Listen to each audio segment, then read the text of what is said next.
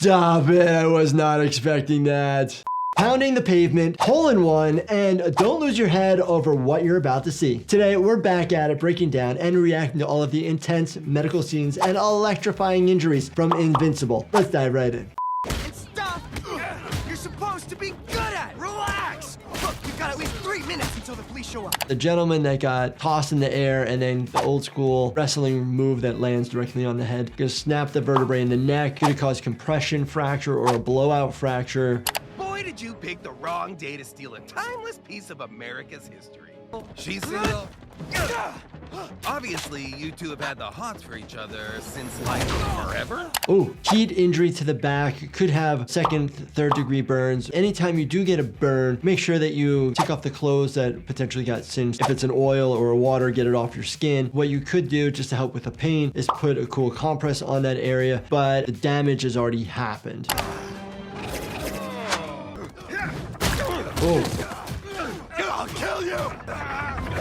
It doesn't really take much to actually cause a bloody nose. If you do get a bloody nose, pinch and lean forward, please. A lot of people pinch and lean backwards, and then the blood's just gonna trickle back into your esophagus. You swallow too much of it, it's gonna cause you to be nauseous and then vomit, and then increase the risk of more bleeding.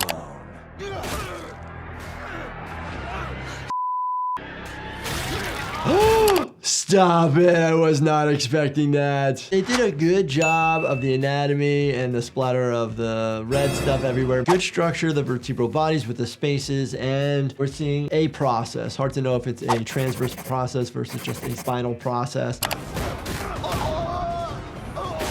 Traumatic falls. That individual fell from a great height and had traumatic head injury, may still be alive, breathing, and having a heartbeat. They'll end up being transferred to the hospital for evaluation if they're still alive. We're seeing a lot of organs everywhere, bones ripping, skin ripping. We don't see this. They at least did a very good job of showing us intestine, and it actually is large intestine that they're showing us with some smattering of small intestine. People do have amputations, usually from high velocity injuries falling out of buildings, massive car accidents. You got to make sure you put a tourniquet on it. And remember to bring the limbs. That way it's helpful if there's a replantation team available to put it back on. Survivors will inherit a new world and learn that life is a gift, not to be wasted. Oh, there you go. Could you break somebody's wrist that way? Probably really hard to do. You have 8 wrist bones, and then you have the 2 bones of the forearm. You can snap or dislocate some of those bones, but typically the fractures that we see from the wrist is landing on it or potentially getting something stuck. Lady, you don't know people.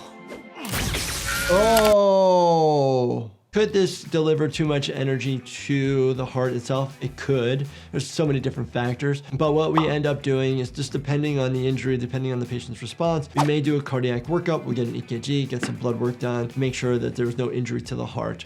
You think you can shut me up? Mark? Oh, cool. So that color does not look like blood. So these look like robots or whatnot, or androids. Sometimes the blood could look brown. If somebody has a GI bleed and they're bleeding in their stomach, they might vomit and it looks like coffee grinds.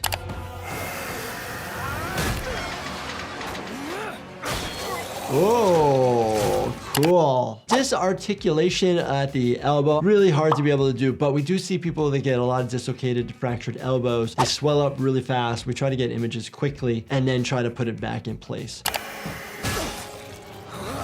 Penetrating trauma right into the epigastric area. We're talking about like the stomach area. At the bottom end of your sternum, your stomach probably sits, changes position as you breathe because your diaphragm pushes it down. But your stomach's right there, your pancreas is right there, your transverse colon is all right there. You're afraid I'll blow the whistle, huh?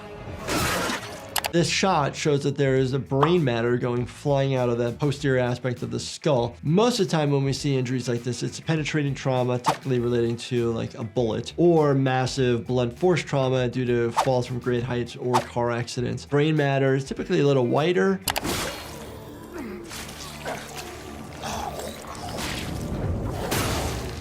We have intestines. Everybody shows the intestines as tubing, but they're connected by the mesentery, which brings the nutrients to and from, and you need that, and it keeps it all together. What the? Come on, that was sick. Come on! We got bones, we got blood, we got intestines. Where's the liver? Where's the spleen? Where are the kidneys? The character flying through, eyes were open, potential exposure to bloodborne pathogens hitting the eyeballs, which then can be absorbed into your body. Oh, whoa.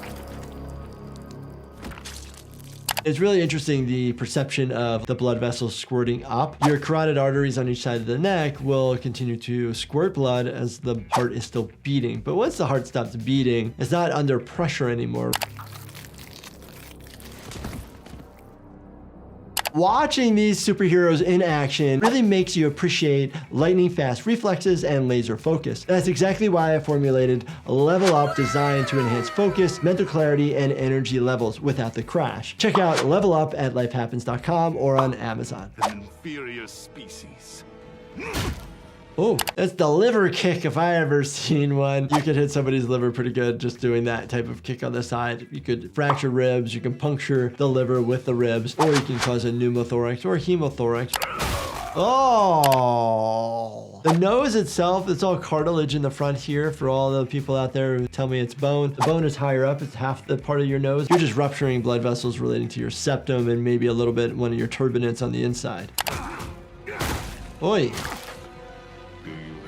Anything to say in your defense? Bleeding from the nose, you can have nasal fracture, you can have maxilla fractures, or an infraorbital wall fracture. If you do have a potential fracture on your face and you have to sneeze, let it out, don't stifle it. If you stifle it, you have an increased risk of the sinus being fractured and air getting out. It's like he's fighting himself. Laceration to the forehead. They bleed a ton. Super easy. Get some gauze, tissue, wet the tissue, put direct pressure on that area. Push hard and hold it.